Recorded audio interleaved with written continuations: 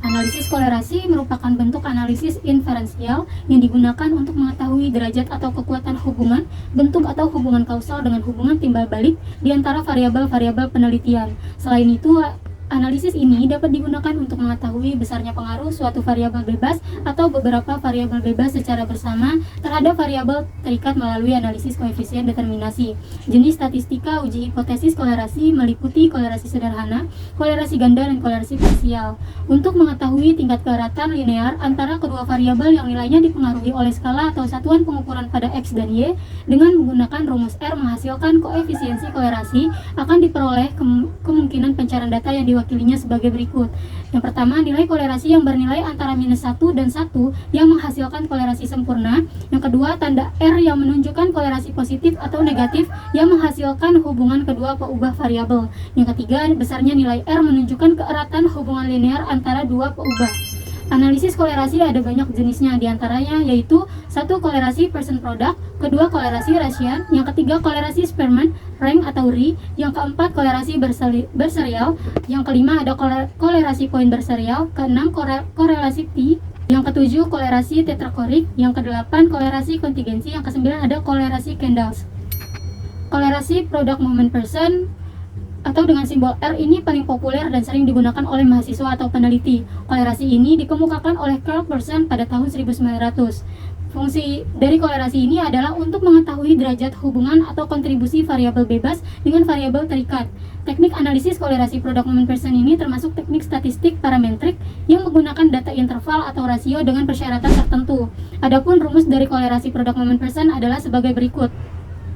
RZY sama dengan N sigma XY dikurangi sigma X dikali sigma Y dibagi akar N sigma X kuadrat dikurangi sigma X dikuadratkan dikali N sigma Y kuadrat dikurangi dengan sigma Y dikuadratkan. Kolerasi product moment person ini dilambangkan dengan R dengan ketentuan bahwa nilai R tidak lebih dari minus 1, lebih kecil dari R, lebih kecil dari 1. Apabila nilai R sama dengan minus 1, artinya kolerasinya negatif sempurna. Jika R sama dengan 0, artinya tidak ada kolerasi. Apabila R sama dengan 1, berarti kolerasinya sangat kuat. Kemudian ada koefisiensi determinasi. Setelah diujikan pada kolerasi product moment person, kemudian nilai R itu sendiri bisa digunakan untuk menyatakan besar kecilnya sumbangan variabel X terhadap Y.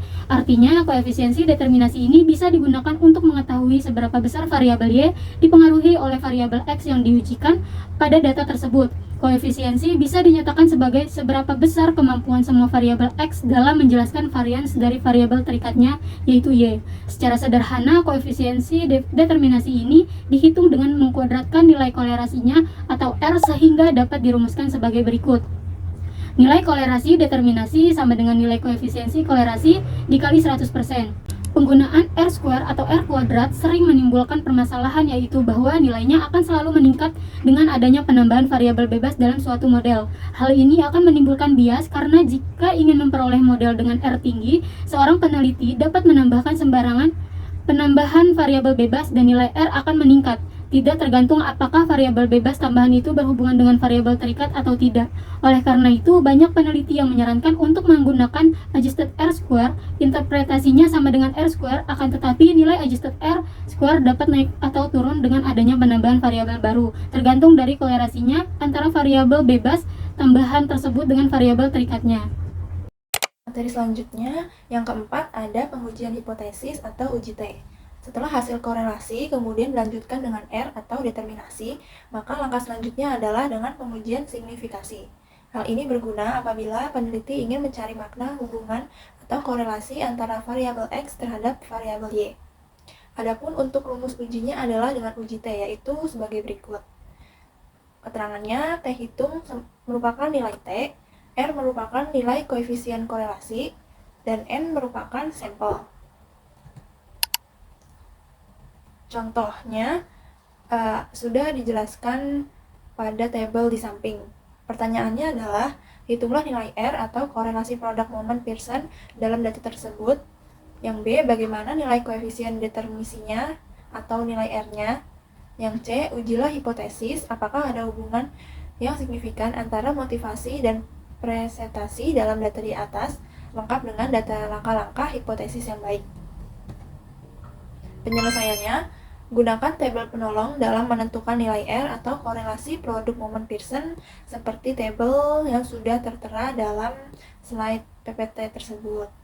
Di tabel sebelumnya, maka bisa diselesaikan rumus berikut di bawah ini.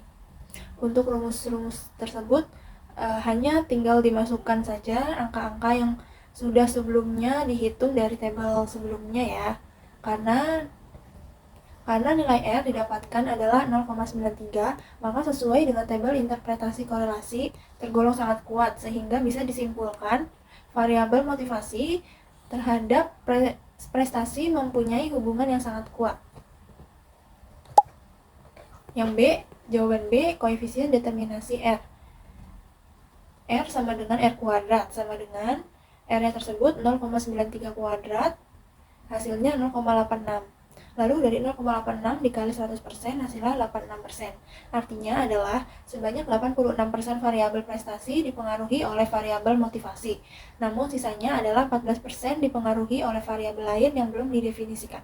Jawaban yang C, uji hipotesis atau uji T. Langkah-langkah dalam pengujian hipotesis adalah sebagai berikut. Yang pertama, menentukan uji hipotesis yang sudah tertera pada kriteria yang disediakan. Yang kedua, taraf signifikan. A sama dengan 0,05 atau 5%. Yang ketiga, menentukan statistik uji, yaitu sudah terdapat rumus di bawahnya. Yang keempat, menentukan daerah penolakan atau kriteria uji hipotesis ditolak jika T hitung atau mutlak lebih besar dari T table. Yang kelima, perhitungan. R sama dengan 0,93. Selanjutnya, T sama dengan 0,93 akar 10 kurang 2 per akar 1 dikurang 0,93 kuadrat. Hasilnya 7,25. Terakhir, kesimpulan. Hipotesis ditolak jika T hitung atau mutlak lebih besar dari T table.